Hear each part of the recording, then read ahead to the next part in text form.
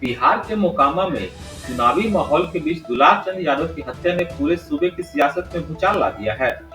इस हत्याकांड के बाद से राजनीतिक गलियारों में सरगर्मी तेज है और अब देर रात पटना पुलिस ने बड़ी कार्रवाई करते हुए पूर्व विधायक और एनडीए उम्मीदवार अनंत सिंह को काबू कर लिया है।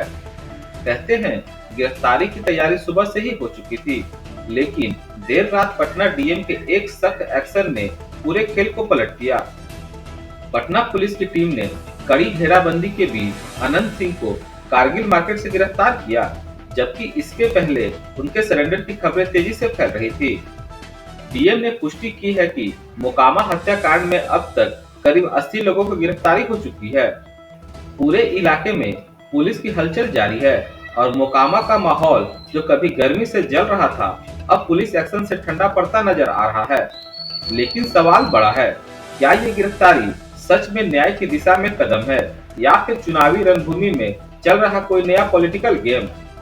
जनता जानना चाहती है दुलार चंद यादव के परिवार को कब मिलेगा इंसाफ और कब रुकेगा ये खूनी खेल। पूरी घटना का छानबीन भी पुलिस द्वारा पुलिस कार्रवाई के तहत की जा रही है। कांड दर्ज हुआ है और पुलिस कार्रवाई अलग से चल रही है। हम लोग इस घटना को बहुत ही सीरियसली देख रहे हैं और घटना के बाद काफी हम लोगों ने कार्रवाई की है। आज जो गिरफ्तारी हुई है इसके संबंध में एसएसपी साहब केस के संबंध में आपको बताएंगे। आचार संहिता बहुत ही एक मजबूत स्तंभ है पूरे इलेक्शन प्रोसेस में कि बाई लॉ इलेक्शन होगा, तो उसी का अनुपालन 100% करने में हम लोग लगे हुए हैं और कराएंगे भी।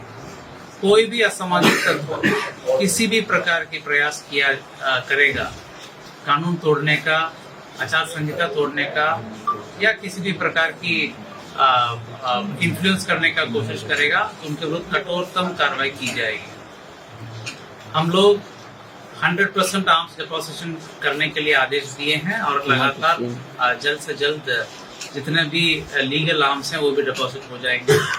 चेकिंग पॉइंट्स हर विधानसभा में 50 के ऊपर पॉइंट्स बनाने के लिए निर्देश दिया गया है, जिसमें सीएपीएफ के माध्यम से भी चेकिंग कराई जाएगी। सेजर पूरे राज्य में पटना जिला में सबसे ज्यादा सेजर अभी तक हुआ है।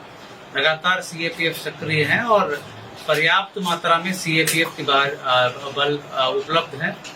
वो पुलिस बल और मजिस्ट्रेट के साथ लगातार चेकिंग की कार्रवाई लगातार कर रहे हैं और सेजल भी कर रहे हैं।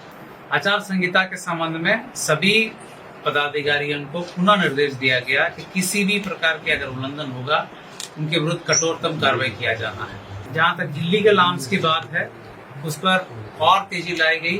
जहां जहां आवश्यकता हो सीएपीएफ को भी यूज करके उसमें छापामारी की जा रही है और जहां पर भी ऐसा सूचना मिलेगी वहां पर हम लोग छापामारी करके कांड भी दर्ज करेंगे, कुछ असामाजिक तत्वों को जेल भेजने का काम भी करेंगे।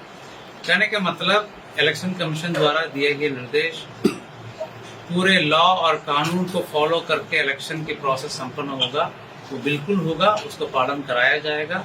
उसमें कोई भी बाधा उत्पन्न करेंगे उनके विरुद्ध कठोरतम कार्रवाई की जाएगी।